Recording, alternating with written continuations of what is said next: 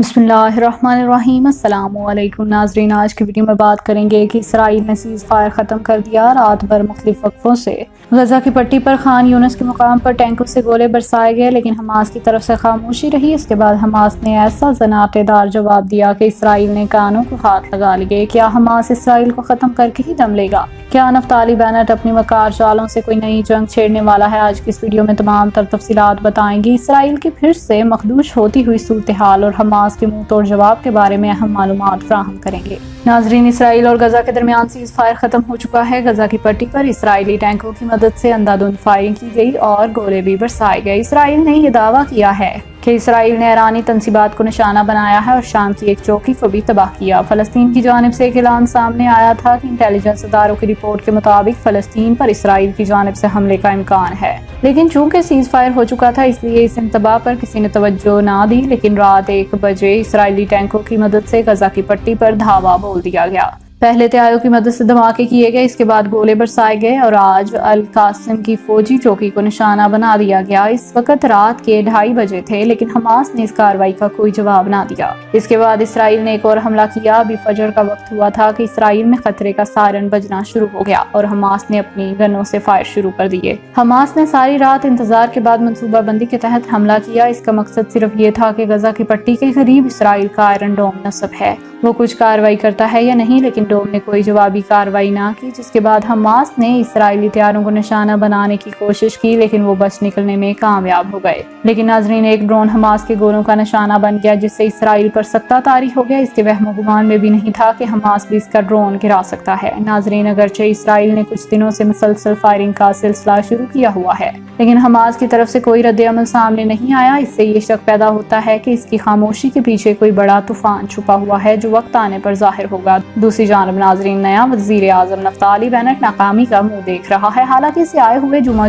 8 दिन हुए हैं। इसकी वजह यह है कि ये मुतसब जनूनी वजीर आजम फलस्तीन के खिलाफ एक रैली निकलवा रहा था जो नाकाम हो चुकी है। इस रैली को फ्लैग टास्क का नाम दिया गया था और जाहिर ये किया गया था ये एक मजहबी त्यौहार है। यहाँ पर बात ये काबिल जिक्र है कि इसराइल अंदरूनी तौर पर भी खलफशार का शिकार है और नेतन्याहू बेनेट की हुकूमत को ख़त्म करने के पल तोड़ रहा है और मुल्क में इंतशार फैलाना चाहता है। दूसरा ये कि इसराइली असम्बलीज मुख्तलिफ ग्रुप अगरचा मुत्तहिद होकर नई हुकूमत बनाने में कामयाब हो गए, लेकिन इनमें भी इख्तलाफ खुलकर सामने आ रहे हैं। इसलिए ख्याल किया जा रहा है कि बेनेट की हुकूमत भी चंद रोज की मेहमान है। इसलिए इन हमलों का ये मतलब समझ में आता है कि अवाम की तवज्जो हुकूमत से हटाकर गजा की तरफ कर दी जाए। इस सरहदी कशीदगी की वजह से अंदरूनी हालात दब जाएंगे। नाजरीन, नेतन्याहू ने अपनी पूरी कोशिश की थी कि इसकी हुकूमत बच जाए, लेकिन इसकी कोशिश कामयाब ना हो सकी और इसे इक़्तिदार से महरूम होना पड़ा। दूसरी जानिब फलस्तीन के सरबराह खालिदुल तबश की तरफ से एक बयान दिया गया जिसमें कहा गया कि खित्ते के 5 नुमाइंदीन ने बैतुल मुक़द्दस की हिफाजत और हमायत का ऐलान कर दिया है। इन्होंने ये भी कहा था कि ये 5 ममालिक इसराइल के खिलाफ मुश्तरका महाज कायम करेंगे और मुश्तरका जंग की क़यादत करेंगे।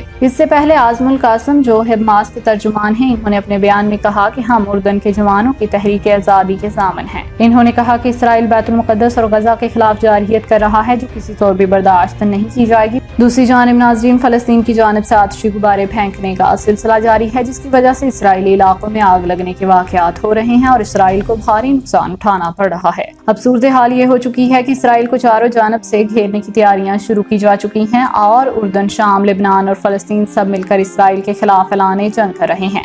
इसके अलावा नाजरीन, ये भी कहा जा रहा है कि मिस्र भी इस जंग का हिस्सा बनेगा। इसलिए ताहाल इसराइल के खिलाफ कोई कार्रवाई नहीं की जा रही, सिर्फ हफाजती तदाबीर की जा रही हैं, लेकिन इसके पीछे हमास की बड़ी प्लानिंग भी है जिसे खुफिया रखा जा रहा है। नाजरीन, गजा पर इसराइली हमलों से जो नुकसान हुआ है इसकी तफसीलात तो सामने नहीं आई, लेकिन खदशा जाहिर किया जा रहा है कि बड़े पैमाने पर नुकसान हुआ। अगर ये इंतजार किया जा रहा है कि हमास की तरफ से इसराइली हमलों का किस तरह से जवाब देना है और इसके लिए क्या लाहा अमल तरतीब दिया गया है, तो जहाँ तक इसराइल का ताल्लुक है, इसराइली अवाम इस तरह की कार्रवाइयों से नाना दिखाई देती है। इससे पहले भी हमास के हमलों से डर कर वो पनाहगाहों की तलाश में मारे मारे फिरते थे, लेकिन अब फिर जंग के बादल मुंडाने लगे हैं। इसराइली अवाम घबराहट का शिकार है। दूसरी वजह यह भी है कि आलमी तौर पर इसराइल के खिलाफ जंगी जुराइम की तफ्तीश शुरू की जा चुकी है, जिसकी वजह से भी इसराइल की कोशिश है कि इस तफ्तीश को रोका जाए और इससे बचा जाए और इन मामलात को दबाया जाए। ناظرین اہم خبر یہ بھی ہے کہ ایران کے خلاف 2015 کی ایٹمی پابندیاں ختم ہو رہی ہیں اور ایران دوبارہ اپنی ایٹمی پروگرام شروع کرنے جا رہا ہے، اس لیے ایران کا ارادہ ہے کہ فی الوقت کسی جنگ میں شامل نہ ہوا جائے اور خود کو مستحکم کرنے کے بعد کوئی نئی کارروائی کی جائے۔ اس وجہ سے ایران خاموش ہے اور حماس اور حزب اللہ کو بھی فی الوقت خاموشی اختیار کرنے کے لیے کہا گیا تاکہ وقت آنے پر شدید رد عمل دیا جائے اور اب اسرائیل کی شدید کارروائیوں سے محفوظ رہنے کی حکمت عملی اپنائی جائے اور جوابی کارروائی نہ کی جائے۔ ناظرین ایران کی خواہش ہے کہ پابندیوں کے ختم ہوتے ہی اسرائیل کے خلاف بھرپور کارروائی کی جائے، اس لیے وہ اس انتظار میں ہے کہ کب پابندیوں کے ختم ہونے کا اعلان ہوتا ہے۔ یہی وجہ ہے کہ شام میں ایران کی چوکیوں پر حملے کے جواب میں بھی ایران نے تاحال کوئی جواب نہیں دیا اور صبر کا مظاہرہ کیا جا رہا ہے، لیکن اسرائیل نے جو کام شروع کیا ہے اس کی سزا اسے بہرحال بھگتنی ہی پڑے گی اور ایران اور حماس کی خاموشی ایک بڑے طوفان کا پیش خیمہ ثابت ہو سکتی ہے۔ اسرائیل کو اس وقت بھاگنے اور چھپنے کی جگہ بھی نہیں ملے گی۔ اسرائیل نے یہ جو جواز بنایا ہے کہ فلسطین نے اس پر آتشی غبارے پھینکے ہیں جس کے جواب میں غزہ پر بمباری کی گئی۔ حماس کے پاس ایسے جوانوں کی کثرت ہے جو اسرائیل پر مسلسل آگ برسانے والے غبارے پھینک رہے ہیں اور جواباً اسرائیل غزہ پر گولے برسا رہا ہے۔ ناظرین اسی وجہ سے سیز فائر ختم ہو چکا ہے اور دونوں طرف سے حملے کی تیاریاں کی جا رہی ہیں۔ اب یہ اونٹ کس کروٹ بیٹھتا ہے اور جنگ کا باقاعدہ آغاز ہوتا ہے یا روک دیا جاتا ہے، اس بارے میں کچھ بھی کہنا قبل از وقت ہوگا، لیکن یہ بات تو طے ہے کہ 5 ممالک نے اسرائیل کو ٹھکانے لگانے کا عزم کر رکھا ہے اور اس پر عمل درآمد کب ہوتا ہے یہ تو آنے والے وقت میں ہی پتہ چلے گا۔ تو ناظرین یہ تھی آج کی پوری خبر، اس حوالے سے اب آپ کیا کہتے ہیں؟ کمنٹ سیکشن میں اپنی رائے کا اظہار ضرور کیجیے گا۔ اب تک کے لیے اتنا ہی، جزاک اللہ۔